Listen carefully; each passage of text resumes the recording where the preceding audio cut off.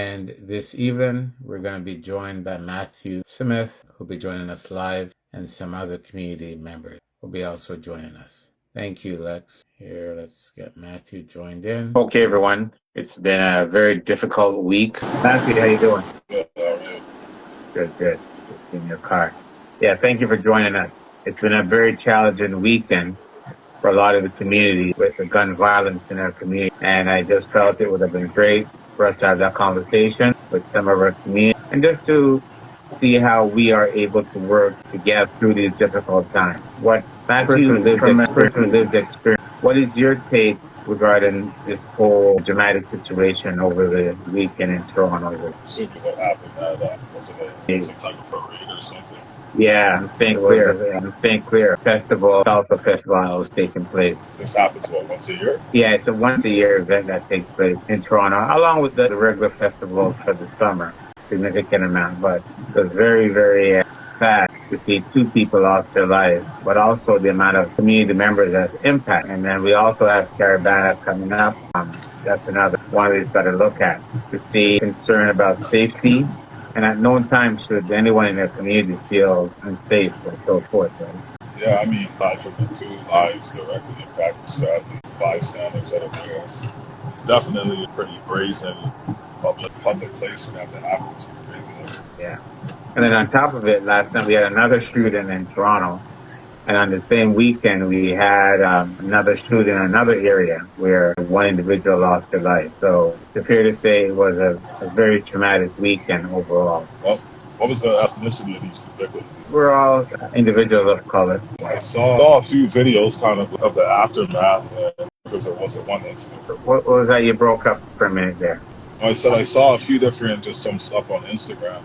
I couldn't tell if it was 2 different incidents or if it was one incident. No. So we had 2 different incidents on the weekend. One was at the event, and then one was at another area in the city, right? An individual passed away from that one, and then the other one at the Salsa event. 2 individuals were shot. Do you think it's worse in the city of Toronto now than it's ever been? What do you think in comparison to the past years or even in the 90s or the 2000s? What do you think about that?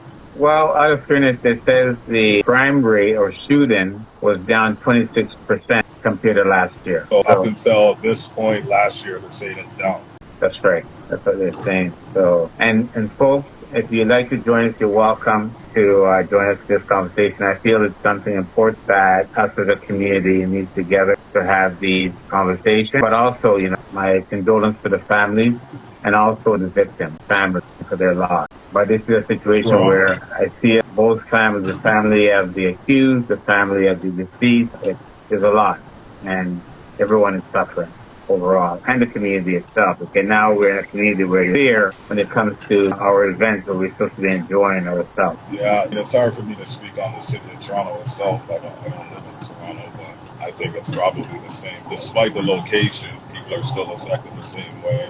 I don't know, it's unfortunate because also lives are affected in different ways, and none of the ways are good, whether it's going to jail or having a loved one go to jail or having a loved one pass away. It's all, and it's usually avoidable for the most part. It's not these things I guess they might feel inevitable at a certain point, but 9 times out of 10 it's avoidable. But I guess the question is how to get to the point where we can avoid these things from happening to begin with. Yes, and we have to remember this is not just a community issue or police issue. There's so many different bodies of individuals who are part of the solution, but also collaborating and coming together to make it better and safer for the overall best interest of the community. Well, I think there's a lot of different factors that play a role, whether it's lack of jobs, homelessness, poverty, neighborhood dynamics. So, I don't think there's probably any one fix that's going to change anything drastic, but something has to give at some point, I guess. Yeah, definitely. I think right now we as a community have to be able to come together and look at it overall, but also our government themselves when it comes to programs for young people. Mental health plays a big part. I've seen we had one of our mental health youth worker here who's been with, I see if I can get her, Carrie. I would love for you to join us for this discussion because I think this is something where it involves yourself as a mental health counselor It involves the police. It involves our government on a federal, provincial, and municipality level, right? I think this is a time when we can't look and says, well, we expect the police to keep us safe when there's certain words that the community itself there's also work that a responsibility that comes back on our government also, right? So at the end of the day, I think all of us need to be at the table for these discussions. We need to come up with a plan. We also need to look at resources that's available to our young people. It's a very difficult time for jobs. Mental health is playing a huge role. Yeah, mental health is playing a huge role in our community. Here's some scary. Hey, how are you? Good. Thanks for joining us. So, Carrie, I really wanted to bring you on because you've been working with Keep Six over the years and the mental health part for youth and so forth. Can you give your own first point of view regarding what is taking place in our community?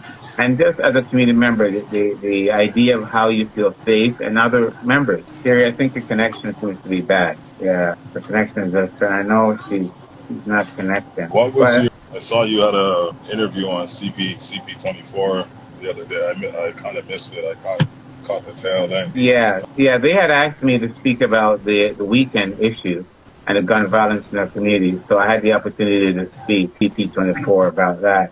And my main concern right now is even the other events that we have for the summer. Really feeling not safe, but also, I also just see Mr. Deepak. I wonder if he's able to join us and speak and just give a few words. Here. Yes, I can hear you now, Carrie. Okay, kept on kicking me out. I don't know what's going on here. Yeah, thank you. I don't know. So Carrie. What was the question? My question to you was, you've been around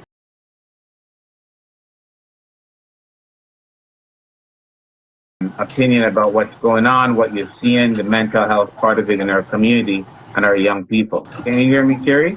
Carrie doesn't have a good connection. So, okay, I would really, really love that opportunity if he's able to at least join us. I see him.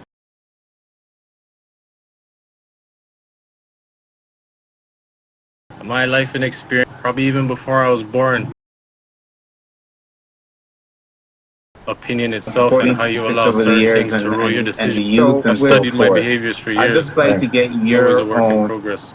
So when I see this stuff resonating in the community, it's very jarring. With that said, what is your experience about what has taken place over the weekend and so forth? Another gentleman, how do you feel? You want to introduce yourself and maybe give us your point of view? I mean, I feel that your experience in our community and so forth. That's how I love to hear from just hearing from our own. My name is Jesse Pierce Thomas, aka. Of course, it makes you look around and makes you see it.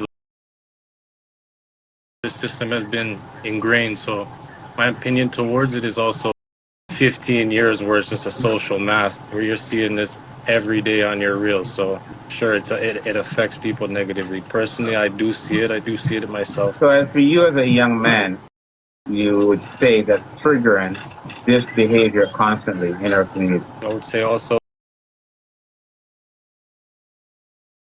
now that Canada is moving forward,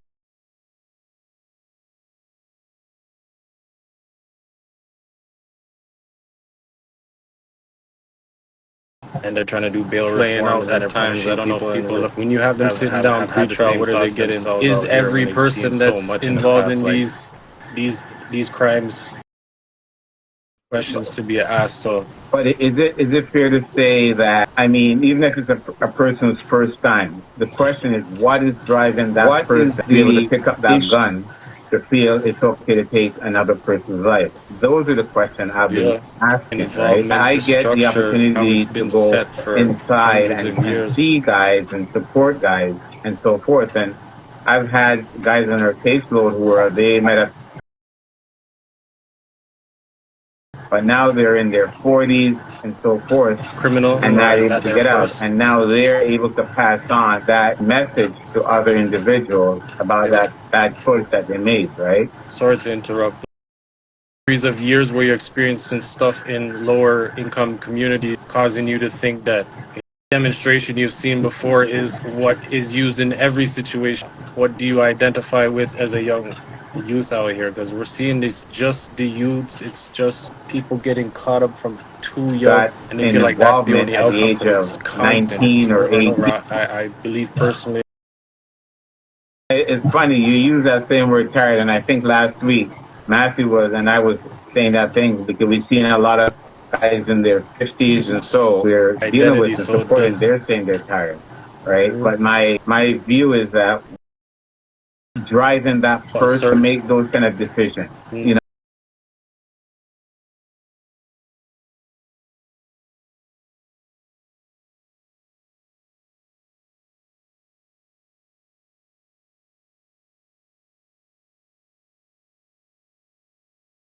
At my age right now, I am tired. Getting caught up with,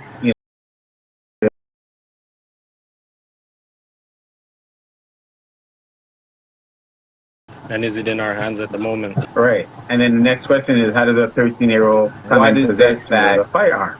Yeah. Right. So there's a lot of trauma. I was, and I wish a while back, I was with, we had an event or stop the gun violence event. And I think it was one of the deputy chief from Peel Police said that one of his members in the force arrested, I think it was a 13-year-old with a loaded Glock. So the question Yeah. I have to ask is, what is a 13-year-old continue to preach daily that this is not where a community, we as a community can work together to fix. This is not something where we Yeah. say policing alone can fix. This is an area where the police, the community agencies, the community members themselves, our Yeah. government. I was able to get Carrie to join us for their connection, but mental health wise, we have a significant amount of trauma and resolve grief that has to be addressed. Mhm. Then we have to look at the part when it comes to poverty and lack of opportunity. Yeah. We are in that situation right now, and these are the area where I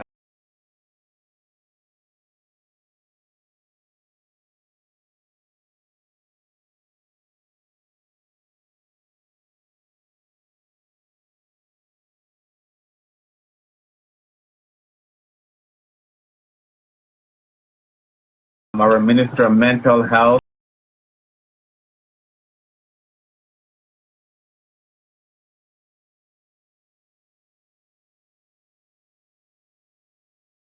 Our Minister of Community Safety, all these individuals have to understand that everybody plays a part. And this is one of the hardest factors that I find that no matter how many meetings and what goes on, we're still not seeing that body of individuals at the table, and the invest is not taking place that's needed to be sustainable and so forth, right? Yeah. So when we're Studying looking behaviors month to month, intense. It doesn't have to be feeling like you're at probation. It's just somebody checking up on you weekly, month to month, direct in the community. right. And So it's hard even with all kind of distraction going on. I could see it for the youth. That is very hard when you're seeing the type of stuff that people are getting in these communities, the type of optical substance and different type of machinery that these kids are accessing was not there back then. I'm 38. right. So what? Let's be realistic. Do we just all this metal on our own? No. No, there's way more to it. I recall a few years ago, I had the opportunity, I had been called to the House of Commons to speak exactly about gun violence, guns coming into our country, and so forth. And I recall very clearly, there was a question, a very key question was asked to me. And the question was, we have $1 billion that we are going to invest into gun buyback. What are your thoughts? How do you feel that money should be spent? And right off the bat, I thought, how are we going to spend $1 billion into gun buyback? At the time, I think the Toronto chief had outlined that they had how many guns they had got turned in. But there was a key factor to those firearms that was surrendered. These are law-abiding citizens surrendering these firearms. These were not the firearms that's creating havoc on our street. So when the government could have paid that $1 billion and invested in, right. And here we are back at that stage now, because now we're at a stage now where we're talking about, lawful gun owners not, not be able to have firearms and stuff like that, right? That again is not the problem. 13-year-old, they went to some lawful gun owner's house, knocked on the door, and said, "Can I have a clock?" Right. So, I mean, to me, those kind of things are just that's politics, and that's just kind of how politics works. they're going to do whatever, I guess, on a surface level looks good, but we all know that's not really addressing what the issue is. Right. And it's the same thing. I get the opportunity to be at some and discuss things in a different level. And one of the things I always say is this is not about a check mark. Because I feel so many times things are happening just to say a check mark, yes, we did this, or we spoke to this agency, or we collaborated with this just for a check mark. This is beyond a check mark. This is actual, we need actual facts to be able to resources, to be able to look at the root cause and address these things. Yeah, these are lives, like not stock. These are not stock and bond. These are lives. Right. So here's a remark from Carrie, actually. She's a counselor. And she says, what I see is youth today are having difficulties forming a relationship to social media. They are lacking social skills and the connection to people. Therefore, not wanting to do anything. Well, there you go. Yeah. Thank you, Carrie. These are some of the issues that we face. And what do you guys feel being out there in the community and with your own struggles and so forth? And how do you feel that we can all come together, or how do you feel we can address these things with our young people and in our community? Yeah. Okay, let me ask a question quick. There was a year, I don't know if it was 06 or 96, but in Toronto they were calling it the year of the gun or the summer of the gun. The year was 05? It was a while ago. But yeah, it was a while back. It was well before social media. So I mean, social media, I think that what she referred to might play a factor. But there was gun violence before Twitter, Instagram, and any of those things even existed. Yeah. So I mean, you could take social media outage, you're probably still going to have the issue. But then, so here's the other point I'm going to make. Then, if that's the case, let's look at the age. There's another factor I have to look at is the age itself, because now we are going, like I said, and one of the cases the other day was, I think it was a 14-year-old, if I'm not mistaken. But so that demographic and age plays a big role too, I would say, up here. Yeah.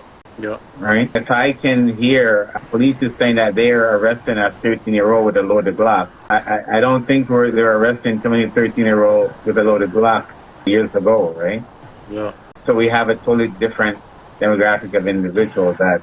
I mean, to be fair, with social media, news is also more accessible. So if something like that would have happened in 2006, we might not have necessarily have heard about it as easily as you might hear about it today, because I'm sure there were juveniles in juvenile detention in 2006 for gun possession. So I don't think it's just as simple as saying, it's just this one particular thing. And I personally think it's a combination of different issues. Well, we agreed on that. We're not disputing that at any time at all. We are looking at the fact of lack of positive mentor, mental health struggle, feeling disconnected from family, school, and community, social media conflict. There's a lot of things are building up regarding the social media area too, right? Social media beef. So out of fairness, we have to look at it all the way around. Here someone says, I wouldn't say not wanting to go and do anything. I would say they would have to go get work with a record. You're not getting nothing. Okay, so yeah. So we're looking at the part. Even to destroy that mental state, because I had some amazing jobs. All right. So you can get a sick job. What? You're making more than you are standing up on the counter. Oh yeah, there's no question about it, especially in the trades now. So someone is saying now, here's something that's going back to you, Matthew. The older heads are introducing the gun to them for exchange from money, clothes, and shoes. Of course, they're going to take the exchange.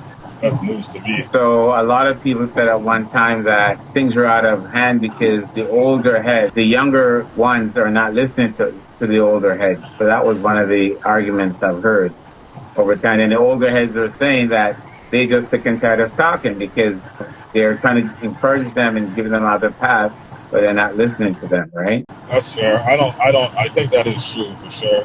But I don't think that's unique to this era, because when I was 14, 15, my quote-unquote older heads would have said the same thing, So, I mean, I think the older generation always feels like the younger generation is not listening to them.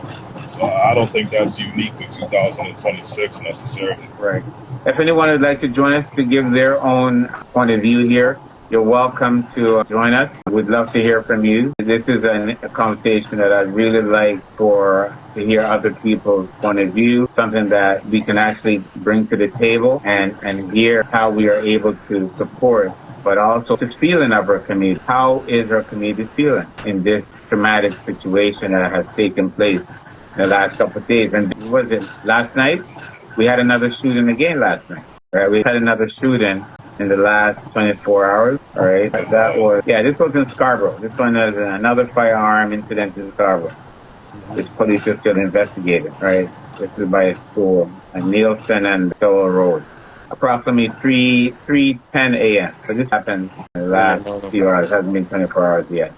Yeah. The ones over the weekend, where does that parade take place? Is that downtown somewhere? Yeah, on St. Clair. Yeah. That took place on St. Clair. I would love for even some of our government officials to come in and really give their point of view about this situation, because we need to start having these conversations, but not just have a conversation. We need to actually have some resolution and put something in place.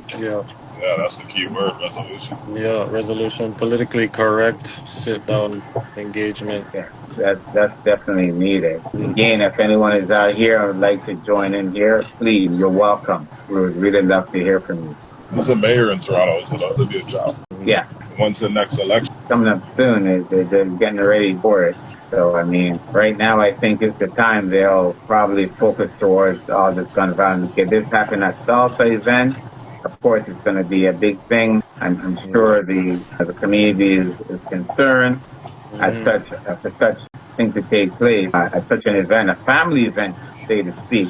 And luckily, no young child was in crossfire. You see them out. You see beer stops, beer OPP driving around big trucks. You want to get caught up, but I just talk to the youth. You guys don't want to get wrapped and twisted up by these type of youths. These type of police officers. They're out at the corner. Like, but I mean, they enjoy the summer. It's once in a lifetime.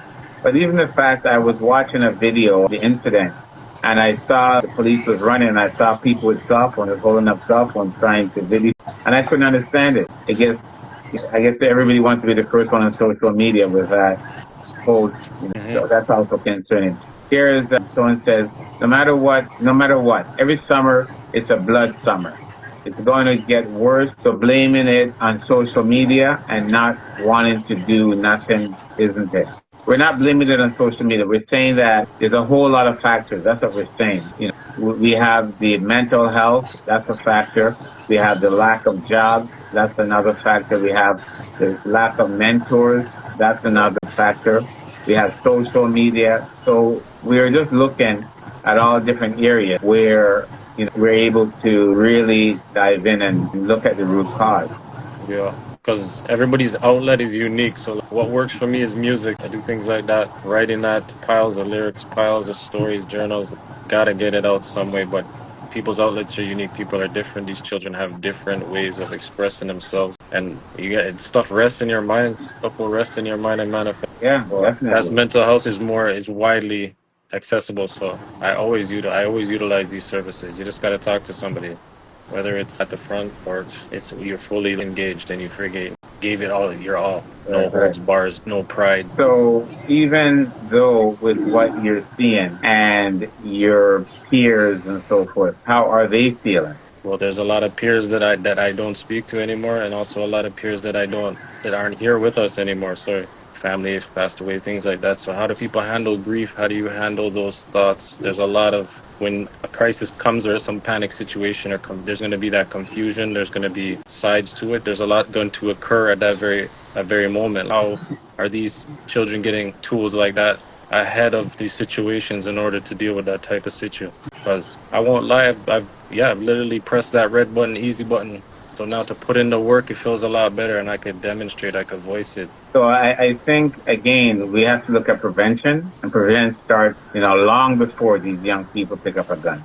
Way before that, right? Yeah. So investing in youth programs, that's one of the things, mentorship, sports and arts and trade, employment opportunities. We've said that over and over, teaching conflict resolution and so forth, giving young people hope and purpose. I mean, those are some of the things I strongly feel that definitely needed Yeah. with our young people. Stop teenagers from going nuts and running Managing away. relationships is huge, and what matters, being able to structure your following month, year, 10 year. Right. But someone just wrote here, they don't do it for views. That's why Mm-hmm. the video money is in it. Mm-hmm. There you go. So that could be another one. The financial gain, as she outlined, with a you're waiting on government solution. Good luck. You see our color, right? So it will change for a bit and then it will go back. We have to we're not looking at government as a solution, but the government needs to be at the table. Yeah. Whatever solution you're working at, we have to have everyone, and I stand by that, 10 toes Mm-hmm. down, right? We can't say it's a government-owned solution, but there's bodies within the government that needs to be at the table for us to be able to put these solutions together and work together in Yeah. different areas. A lot of them comes from the hood, single parent house. They're ties of poverty, tired of poverty. They need some program that Mm-hmm. helps younger heads. Yeah, that's what we're just saying, that the programs are important. There's lack of funding, for a lot of young people. So we're Mm-hmm. not going to take that away. The program is definitely needed and so forth. Yeah. And there's parents in this country that have to be better role models, yes, to their children. That's 100. And again, we're looking at some parents who are doing 3 jobs, 4 jobs just to try to maintain, because they don't have time for the children, and they're swaying away to another area, right? But that's my take on it, right? Yeah. And the recovery from people that are slipping, and the recovery process, is it effectuated? People getting those callbacks. So even with you guys, I mean, you have issues and had made bad choices and gone down, but now you've turned around and trying to do positive things. How do you feel mentally from both of you? How do you feel in the sense of what you're trying to give back and how you're trying to make changes? Does it get difficult? Do you feel at times that it isn't worth it to give up if you don't have a mentor or someone to support you? What's your take? I'll go. Yeah, my take is just from educating yourself, it's just reading a book. As you're reading it, but then they make a movie about it, you prefer how you viewed it yourself. So trying to give that to somebody else and make other people understand. You got to come out, and you in these situations afterwards, you got to come out and be humble towards the fact that some people don't understand exactly what that's like, and you don't really ever want that for them. And in my view, it's like, those are trying times. Those are where you're confused. Those are here, let's go back. No, I have to say a huge N, all capital letters for you guys. No, I think a lot of us older cats have done enough, and that's what we're trying to say, is that enjoy the beauty of this life and these opportunities, just to speak on Toronto. Thank you. Thank you. Go ahead, Yeah. Matthew.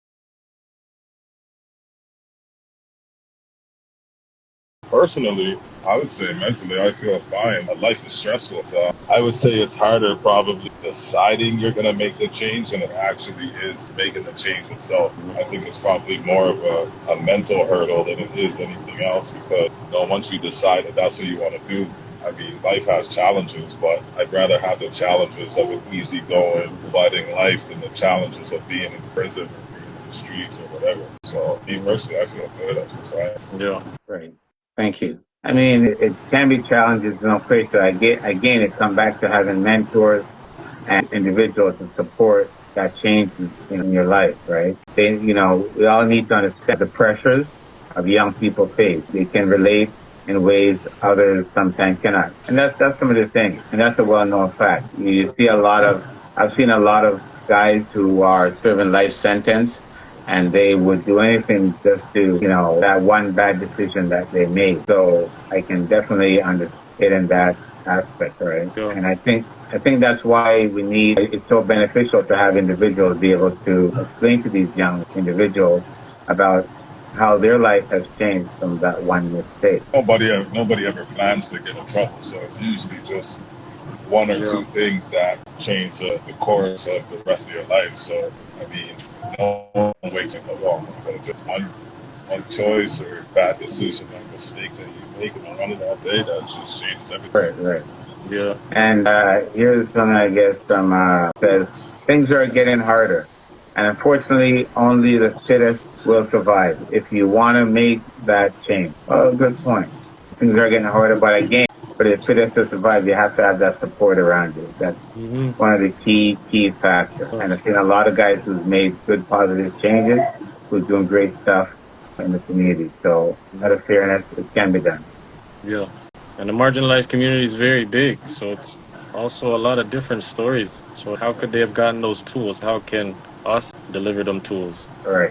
Here's someone else says again. The government put out all this money for the refugees. Look how of them sit in the country and find a decent job. When you qualify, the curtain isn't getting it. Certain colors isn't getting it. Well, there's a whole lot of demographic factors that we can look at to move forward, right?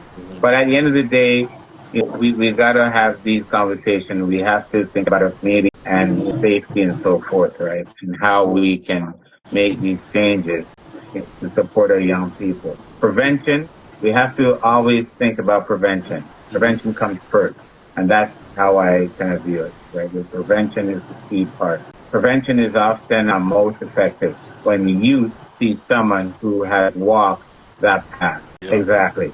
And that's one of the reasons why, even having individuals like you guys here tonight, it's a very important part because you play a role in that whole prevention of your own struggles and what you've gone through, right? So that's how I see it. Anyone, we're just here, we're just having this very conversation, just to touch base. And if you want to join us and give your perspective, you're more than welcome to. We just want to have real concern about what has taken place on the weekend, not just the weekend, but all week. We just had another shooting on 3 a.m. last night in the East End. And we have to look at the underlying issue, but also be able to work together as a community to look at how we can support each other, but support our young people in our community. That's a very, very important part, right? So that's where Keep Six wanted to just have this conversation with community members, hear your voices, and see how we can all come together to be able to support our youth and make these changes, but also bring other individuals at the table from our government. Again, I'll say this over. This is not something where it is a community organization response. This is not something where it is police alone responsibility. This isn't something that it's the government alone responsibility. This is an overall collective effort, right? So that's something that I just wanted the opportunity to say to our viewers and invite anyone that wanted to come in and be a part of this conversation. Thank you so much for joining us tonight. And everyone, thank you for coming out. Again, we're going to keep this conversation going. And please, if you ever want to be a part of the conversation, you're welcome to reach out to us at any time through our social media, to our phone at 1-800-640-3075. We're always open to having a conversation with our community members. And we're always open to sit at the table to see how we can support everyone, right? So with all that said, folks, good night and thank you again for joining us for this conversation tonight. God bless. Thank you all. God bless. Peace.